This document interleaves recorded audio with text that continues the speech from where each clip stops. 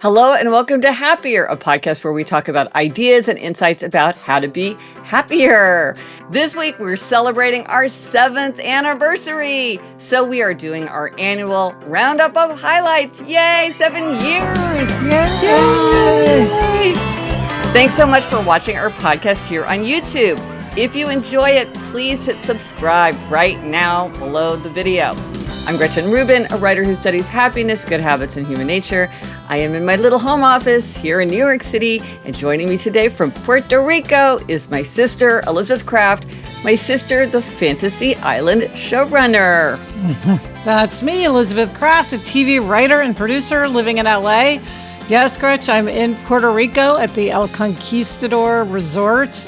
My hair is still wet from the shower this morning because I was shooting till 2 a.m. last night. Oh my gosh. So very exciting here on Fantasy Island. And happy anniversary. I know, it's hard to believe. And Elizabeth, I think that we have to give ourselves a gold star for the fact that we have not missed 1 week in 7 years. I can't believe it. I give us a big gold star. And Gretchen, I think that goes to you and your upholder nature.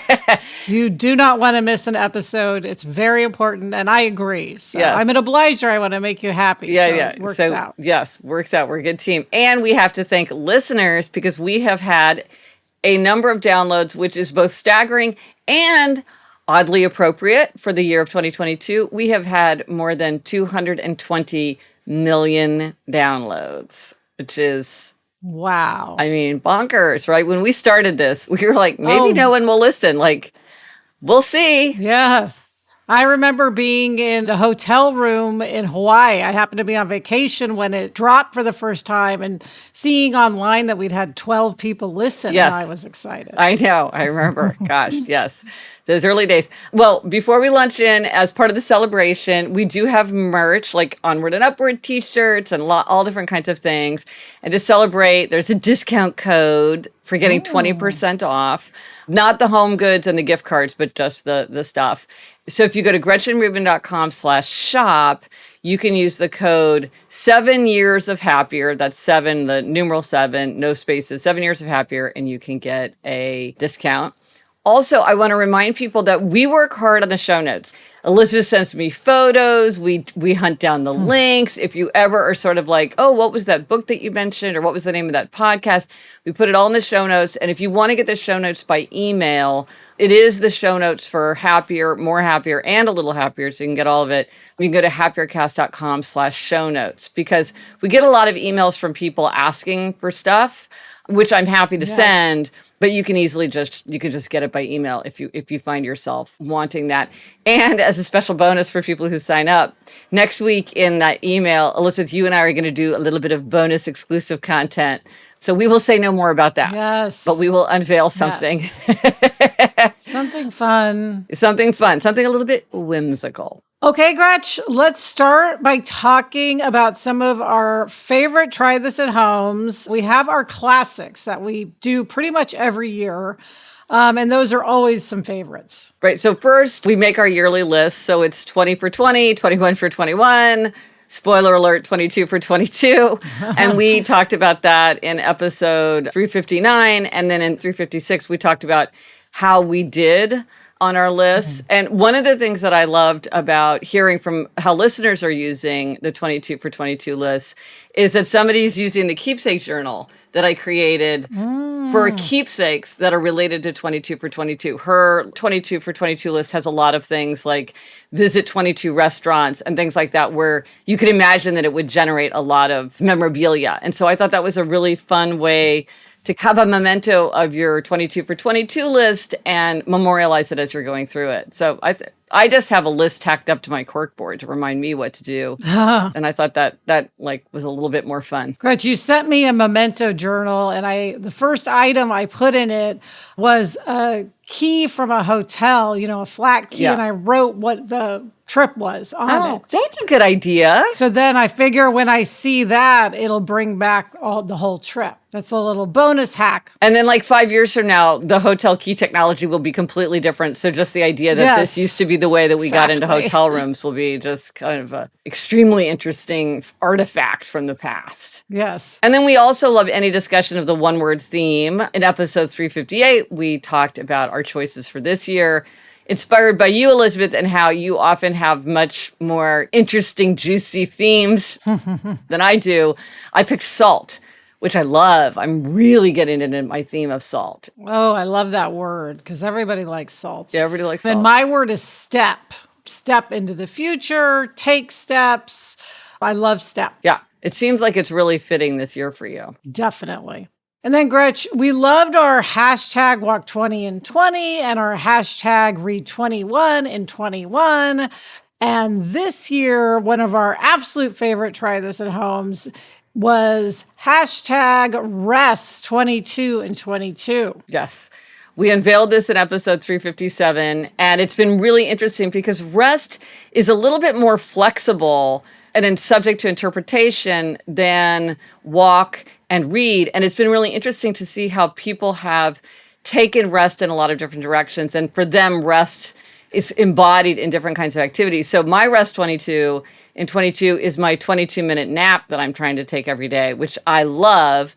But we've heard of people doing all kinds of things to Rest 22. Gretch, question, are you, in days when you're able, are you taking the nap at the same time every day or does it vary? It's mostly sort of in the early to mid-afternoon. That's when I aim to do it. And that's kind of when I often have an open time in my schedule. But I'll tell you what, now I really look forward to that nap. It isn't just I've got to do it. I'm like, I really want to take that nap. So I'm getting into the nap. Well, listen, you talk about how you're so excited about how you have this new identity as not just a dog owner, but a 2-dog owner. And it's been this whole revelation to you at a much lower level. I'm excited by embracing my nap. I mean, we come from the power napper of all time. Our father is like such a napper and gets so much energy and enjoyment from naps. And I'm like, it's amazing. I'm like, maybe I'm living up to my heritage. You have the nap gene. Now we just need to get the hostess gene that mom has. Ooh, yes. Then we'll be perfect. Ooh, okay. Let's tuck that away. Maybe it's in there. It could be in there. Anything is possible. Yes. Now, for this year, things that we haven't talked about before, not the classics, but kind of the new ones, I have to say that a very recent one, but one that I am loving what we're getting from listeners is the calendar of catalysts, which is this idea that we talked about in episode 364, that New Year's Day is a day for reevaluation and reflection and making resolutions. But if you don't like New Year's Day, you can just pick a different day. You could pick July 2nd, halfway day, which is halfway through the year. And I wanted to create a calendar with lots of different choices. And people have sent in so many with lots of great ideas. So I cannot wait to do a deep dive about other ideas for the calendar of catalysts. So that has been really, really fun. Yeah, this is one of the things you've come up with, Gretchen, that I feel like, how did this not exist? And it's just now going to be in our vocabulary, calendar of catalysts. We're probably going to talk about it all the time. It's just one of those things. Well, it's one of those things, too, that when you think of a good new one to add, it's so exciting. You know, you're just like, ooh, I thought of a good one. Yeah. Yes. You need to make a calendar of catalysts. That would be fun. No, I'm going to there's some product here. I don't exactly know what it looks like, but there's something. Now, one of my favorites, Gretch, is in 362, our Try This at Home was pick a derby name. Now, we realized after the fact we should have said specifically pick a roller derby name because many people thought we were talking about the Kentucky Derby. No, but I have to say that was from a listener and she said roller derby and she said, I am on a roller derby team. But I think that for people who are Kentucky Derby, like they just hear the word derby and everything else is crowded out of their minds. So as a reminder, my roller derby name is Lightning Lizzie, and yours is Arrow. The Arrow. The Arrow. That's right. The arrow. How could I forget that? I think that seems more derby. Yes. And have you been living up to that name or using that name, Elizabeth? Lightning Lizzie? Well, a little bit, because another Try This at Home we had about talking to yourself in the third person, because I find that very helpful. So I am trying, I do call myself Lizzie in the third person. So I am trying now to say, you can do it, Lightning Lizzie. Or you got this, Lightning Lizzie. And I find it very helpful. But also you always say that good TV is lightning in a bottle. And you're shooting a TV show right this second. So you need to access your Lightning Lizzie side now. Lightning Lizzie is necessary, yes. Yeah. And then in episode 346, we talked about keeping a list in the way that's right for you. And this is really has been fascinating to talk about, because one of the most common pieces of advice that you hear is make a to-do list, set your priorities, and march down. And over the years, as we've engaged with listeners, we've realized some people love a to-do list, but some people love a to-do list where they make a list of everything they've already done, and that's how they get energy. And some people like rebels, like a could-do list, because if you tell them they have to do it, they're like, I don't want to do it. But if you say, well, you could do it if you feel like it, then they feel like doing it. And then there's the to-do list, the to-do list. We've heard of all these lists. And so I even created a little tackle box with the sticky pads with all the to-dos, because I just think that's such a fascinating example of how there's no tool that works for everyone. And if something doesn't work for you, it's not that there's anything wrong with you. It's just like, oh, okay, lesson learned. What's a different tool that I could use to get to the same result? Funny thing about to-do lists, Gretch, Sarah and I had been friends forever and working together for many, many, many years before she realized that I didn't have a to-do list. Oh, really? I don't know how she didn't know this, but she was like, wait, you don't have a to-do list? I'm like, when have you ever seen me with a to-do list? She just couldn't deal. She was like, that's insane. But she's a bullet journaler. She's like all over that stuff. She loves a list. Yeah. But also, I have to say, because she keeps a list, I really don't need to. So that's she's my list in a human form. But you also have a really good memory for this kind of thing. I feel like I just want to take it all out of my memory and put it onto a piece of paper. But you do have a really good memory for it. Yes, I am the person that will make a doctor's appointment and then I'll remember it 6 months later. And you'll say to me, oh, could we move this recording to this date? I'm like, I have to look at my calendar and write this down second by second as this is evolving. I can't possibly just chat about it. Yeah. And Gretch, here's another fun one that was actually inspired by Andrew McCarthy's memoir. Yep. In episode 331, we talked about give yourself a prop to hold. Yeah, and because he talked about how he was able to give a superb performance in St. Elmo's Fire because he had a set of bongos to play, and that allowed him to get out of his head and really into the performance. I realized, like, I always like to hold a pen. Even if I'm, like, at a cocktail party, if I'm feeling a little bit anxious or I want to feel more grounded, I'll hold a pen. And people had all kinds of interesting things, whether it was a teacher holding a mug or a church organizer holding a clipboard. People talked about how they also felt calmed and grounded by holding a prop, which seems like such an easy solution for such a common problem. Yes. Gretchen, this is a fun one, whimsical, we might say, which is to make a taste timeline. We talked about that in 326. Yeah, because this is just a fun way we talk about all these different ways to keep a record of our lives, hold on to memories. Salt is a preservative of memories, and so I like that. I like to salt away these memories.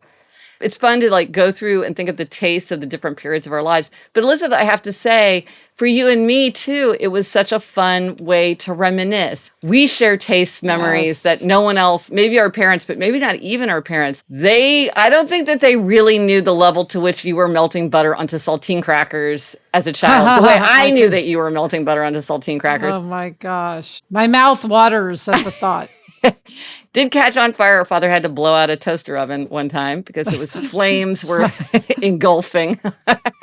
Yes. But it was a fun thing to do for me alone, but then it was even more fun when I said to you, let's think back about the tastes of our childhood. When we were on those incredibly long car trips to visit our grandparents in Nebraska, what were we snacking on in the back seat? And we both remembered. No, absolutely. And then once we got there, grandma's fudge and the ice cream at grandma and grandpa's and all those things, they bring back so much more than just the taste. Yes. It brings back the whole picture of that time. Yes. Yeah, that was a really fun one. Lovely. And Elizabeth, we talked about celebrating Tuesday on Tuesday, Yes. 2/22/2022. That was a great suggestion. You and I both exchanged 2 gifts each. Yes. Because we're an important twosome. I loved it. And we got this email from our listener, Kristen, about what she did at work. She said, after listening to your podcast mention the upcoming minor holiday of 2/22/22 on a Tuesday, I was inspired to share an idea with my team at work. I suggested we put together some themed activities for our employees and our clients to celebrate the day.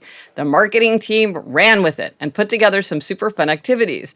And then she sent a flyer of the activities that they were hosting in their corporate offices. So the first one I thought was brilliant. It was Taco Tuesday. How did we not think of Taco Tuesday? Taco Tuesday served at 12/22. And then they had celebratory cake served at 2/22. And then they had a raffle where everyone received not 1, but 2 raffle tickets so that they had a better chance to win 2 themed prizes. And then they had things like a photo booth. But I just thought that was so much fun. Tuesday. It's so fun, especially I feel like everybody wants fun right now. Yes. And it reminds me, Sarah and I on Happier in Hollywood were recently talking about the personal touch, how important that is. And this is like the ultimate personal touch. So I think that's wonderful. Absolutely. Okay, Gretch, coming up, we are going to discuss some of our favorite happiness hacks from this year. But first, this break. Okay, Gretch, we are back with our favorite happiness hacks from this year. Now, we love teachers on this podcast, and we had many happiness lessons from teachers this year. Yeah, we introduced it in 324 because I collect aphorisms and proverbs of the professions for my upcoming brilliant work of aphorisms that I like is my hooky book that I work on in my free time. So I had collected a lot of proverbs of the professions from teachers. So I talked about those in 324, but then we heard from a lot more teachers. So then we did a deep dive in 326, which was more happiness lessons from teachers, because a lot of times what teachers discover to be true is something that's true for all of us as well. Absolutely. And then I had to share one of my own personal happiness hacks. I wrote about this in my book, Outer Order, Inner Calm, and it still gives me so much delight, which is for all those little toys that you get if you have kids that get gift bags or gumball machine. Are there still prizes in gumball machines? I don't even know. But those little things that are, I can report. Okay, good. But the little things that often are kind of cool, like it's a super ball with a polar bear on the inside, or it's some little teeny set of magic markers, and you're like, they're so cunning. But where do you put them? They're hard to put away because they don't really belong anywhere. So I shared my idea of having jars. You have acrylic jars. I had big, wide-mouthed jars that were very attractive. And then you just dump all that stuff in them and then put them on a shelf. And they look really interesting and eye-catching and fun. If your kids are bored, you just dump all the stuff out and let them sort through it. And then you just put it all back in the jar. So it helps you stay organized, helps you know where to put things away, and keeps those things available and fun. And also I have to say, for a lot of creative projects, when you're like, kid has to make some doodad, a lot of times... Diorama, yeah. Exactly. Eleanor had to make a Halloween diorama. I'm like, let's see what's in the jars. And we found a little tiny black cat. Perfect. Mm-hmm. So then she had a black cat for her diorama. So that was episode 323, and I'm very proud of my jars. And then in 316, we talked about helping morning grogginess with waking up to melodic music and not a blaring alarm. This is something that's so easy to execute, and yet I haven't done it. Right? I'm like, this is a great idea. I need to do this. Have I done it? No. Okay, but I think it's great. Good reminder that research suggests that this helps people become more alert. So the little things. Now, we had a really interesting bunch of suggestions from listeners about resisting overbuying. Because Elizabeth, you and I are underbuyers, so this isn't something that we grapple with, but for overbuyers, this is something that is really a happiness stumbling block for them, and it comes up quite a bit from listeners we know. So in episode 355, we had a bunch of suggestions from listeners that were really very practical and very useful for people who wanted to get a handle on overbuying. Yes, very common problem. I'm such an underbuyer, Gretch. I need a new hat here. It's very sunny. Yeah. And I've circled the hat in the store that I'm thinking of buying every single day, and I just cannot pull the trigger. Okay. So, and I need a hat. This will be a drive-by demerit. Give yourself a demerit so then you'll do it. Just say, demerit. Okay. Today I'm buying the hat. Okay, good. Excellent. Speaking of overbuying, Gretch, then in 353, we did our happier gift guide, which was about buying. Yeah. It was gifts to help people get happier. I love a good gift list. Right. So you might say like, oh, isn't that a little bit counterproductive to have a thing about overbuying and a thing about gift guides? But the fact is, if you need to buy gifts, it's something that you need to buy. And nothing is more satisfying than having the right gift. And I think having the right gift also helps people who are overbuyers because then they feel like, oh, I'm done. Whereas if you don't really feel good about a gift, sometimes it's like, well, I'll just get 3 things instead of 1 thing because I don't feel confident. So I think that they're actually not as in much tension as it might seem. Yes. Well, anyway, Gretch, one of your truths is that the opposite of a truth is also true. So overbuying and underbuying, they're 2 sides of the same coin. Yes. And even overbuyers need to buy gifts. So another big thing is milestones. We want to mark some big milestones for ourselves because as we've talked about, you want to note your milestones because that helps us feel energized and keep going when we realize how far we've come. Yes. So Elizabeth, we are on YouTube and this is something that we have been wanting to do for such a long time. Subscribe to our channel, Gretchen Rubin. Please subscribe to us on YouTube. And it means we can have captions, which is something that also has been something that we've been working toward. So this was a huge milestone in 2022. Gretchen, another big milestone, we launched our every other Saturday podcast, More Happier, which we're having a lot of fun with. Yeah. If you want to hear about the Get Back Beatles documentary, tune in because we seem to talk about it every other Saturday. I don't know when that will end. Yes. In the middle of the night, Elizabeth, I was like, maybe we should have a recap podcast. And all we do is talk about the Get Back documentary for like 6 months because I feel like we have so much to say. I am now going back and reading all these books about the Beatles. No, but we're really enjoying that. That's a looser format, a more less structured, more conversational format. It's kind of, they drop on Saturdays, so it's kind of a more weekend vibe. So we're really enjoying that. And it's been great to hear from listeners who say that they've been enjoying it. Yes. And I get to talk about the housewives, which of course brings me happiness. And you've been wanting to do that for a very long time. Yes, I have. And then, Gretchen, another big milestone is you came out with a line of products, which I have been wanting you to do for years, if not decades. Yeah. And I gave a lot of these products as gifts and have gotten a wonderful reaction. Yeah. Well, in episode 343, we talked about keeping a journal in the way that's right for you. And in the products, there's the 1-sentence journal. There is the Know Yourself Better journal. And then there's the Don't Break the Chain journal, which this may be my favorite just because it's so cunningly designed, but they're all great. And it has been really fun to hear from people who are using them and finding them to be a good tool for happiness. It's really fun to create something, to design it. So that's been fun. I've been hearing from people using the 1-sentence journal, which is my favorite. Yeah, that one's really popular. And speaking, I worked with a great team with that. I also working with a great team for the Happier app. In episode 352, I talked about that. That is so exciting. So go to thehappierapp.com and check out the Happier app. There's all sorts of Know Yourself Better questions and tools to use for however you want to keep your habits. I won't get into that now, but there's a lot there and it's very, very cool. Very excited about that. And Elizabeth, you have a huge milestone because it's season 2 of Fantasy Island.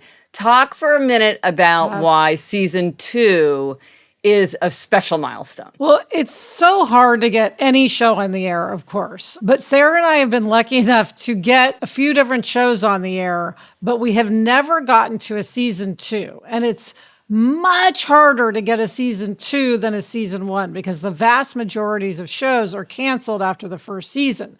So the fact that we got a season 2 this is what we have wanted our entire career. We're just we have to get to season 2. We have to get to season 2. And we did it. And now that I'm doing season 2, I have to say it is bringing me so much happiness because now we know what the show is. We know the cast. We know a lot of the crew. It's just a completely different experience, and I absolutely love it. And of course, now I'm all about season 3. So hopefully I'll have a season 3 milestone on our next anniversary. You're in a tough business. It's like at every step, there's just this winnowing, this ruthless cutting out. And so this is season 2 it's just huge. It's so exciting. It's huge. And the show is so good and so fun. Thank you. Yes, I love it. It's on Fox. And if anybody wants to go back and watch it, it's available on Hulu. You can watch the whole first season and get ready for season 2. Okay, coming up, we talk about some of our favorite moments. There will be a corgi involved in these favorite moments. But first, this break. Okay, Elizabeth, favorite moments, I have to say, hearing you talk about whether to get a dog, hearing you talk about whether to get a second dog, finding out that you got not just one, but 2 dogs. I know. I had no idea this was coming. I know. We now have Nacho and Daisy, and definitely talking about Nacho and Daisy and my relationship with them and how they've impacted our family is my top moments from the last year. And I think I did surprise you genuinely with the second dog. That was fun. You surprised me with the first dog. I know. So much fun. A lot of fun. And then Gretchen, I don't know how fun this was for you, but one of my favorite, let's say after the fact, favorite moments was our discussion about you passing out on live TV when you were on CBS. Yes, this is in episode 327. I passed out on live TV and CBS this morning. You know, I have to say, it's like this is something that people talk about all the time, but that sometimes when you talk about something that's very painful, you can kind of get perspective. You can maybe even laugh at it. The things that go wrong often make the best memories. I cannot say it's a best memory, but certainly I'm able to see sort of the funniness of it. And so, yeah, that happened. Gretch, I just remember I talked to you afterward and you said, the producer said, well, we heard a thud, but we didn't know what it was. And that's the point at which I couldn't help but laugh. And I just said, I think you need to see that this is funny. I have to say, you and Jamie saw the funniness of it before I did, but I did get there. No doubt. Now, other things that I love, we have some bonus episodes this year, and I love the bonus episode where Sarah Fain, your writing partner, talked about her thoughts about why she decided to move to Ojai, which is sort of an ongoing saga. So anybody who wants to listen to that, listen to Happier in Hollywood, because that's a very interesting theme in Happier in Hollywood.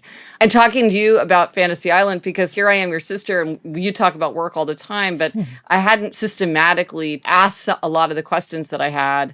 So that was fun to just hear you talk about your professional life in a deep way. And then, of course, Mad Men, which how many years, ever since Mad Men first aired, you've been telling me to watch it.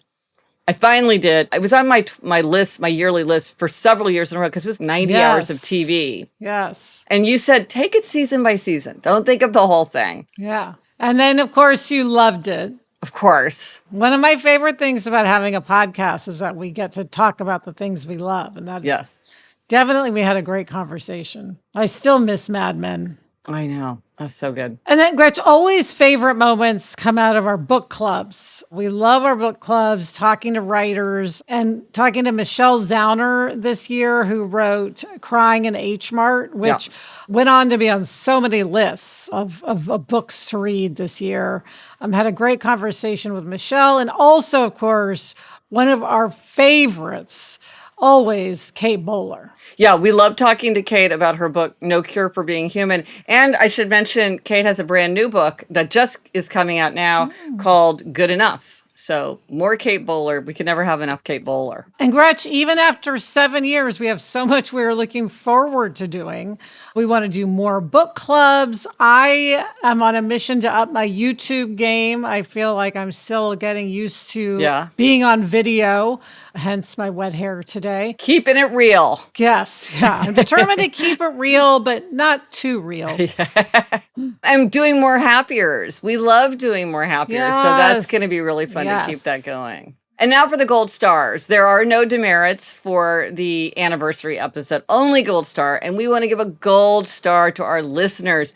We give you a gold star for listening and for engaging. We love, even if we don't mention a response, which obviously we can't mention most of them on the podcast, we read them all. We talk about them all.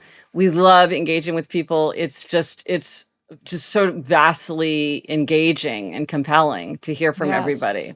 Yes, we love our community. And we especially want to give gold stars to people who have taken the time and the energy to, you guessed it, rate, review, and follow. We really thank you.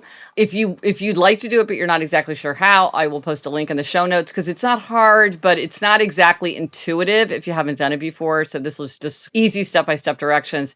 We really love it. And just like we did last year, if you want to get an extra gold star, we would love it if you would email or text a link to the show to a friend or a coworker or a family member who you think would like the show. If you hit the number 7, we will shower you with gold stars in our minds because it really is the way that most people hear about our show. We hear about that all the time, that someone's like, oh, my neighbor told me about your show, or my brother told me about your show. We really, really do appreciate it so much. Gretchen, at the end of every episode, we have a button where you hear a little bit of an outtake from a recording session. And today we have a special button made by Chuck, our executive producer, who we also give a big gold star to. Because Chuck is the person who makes us sound good. As you will learn listening to the button, we have so many ums, ahs, likes, knows, petering off of sentences.